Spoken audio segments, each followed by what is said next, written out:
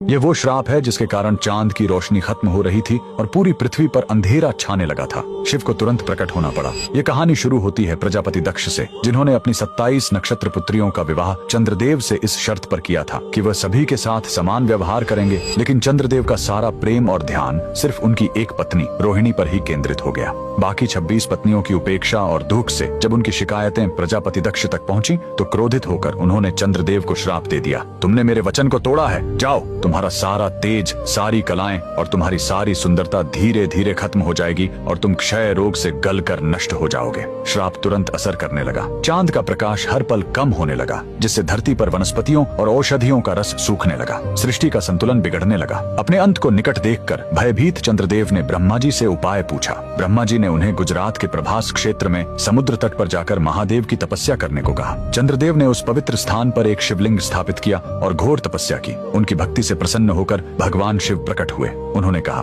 मैं दक्ष के श्राप को पूरी तरह खत्म तो नहीं कर सकता, लेकिन उसका प्रभाव कम कर सकता हूँ। शिव ने वरदान दिया, तुम कृष्ण पक्ष में 15 दिन क्षीण होगे, लेकिन शुक्ल पक्ष में 15 दिन फिर से पूर्ण हो जाओगे। उन्होंने चंद्र को अपने मस्तक पर धारण कर लिया और चंद्रशेखर कहलाए। और जिस ज्योतिर्लिंग की चंद्र ने पूजा की थी वो सोमनाथ, सोम यानी चंद्र के नाथ के नाम से प्रसिद्ध हुआ। और यही सोमनाथ मंदिर भारत का पहला ज्योतिर्लिंग आज भी गुजरात के वेरावल में उसी समुद्र तट पर शान से खड़ा है, जहाँ चंद्रदेव ने श्राप से मुक्ति पाई थी। लेकिन रुकिए, इस मंदिर का एक और रहस्य है। यहाँ मौजूद बाण स्तंभ यह बताता है कि यहाँ से लेकर दक्षिणी ध्रुव तक समुद्र के रास्ते में कोई जमीन नहीं है। भगवान शिव के भक्त कमेंट में हर हर महादेव जरूर लिखें।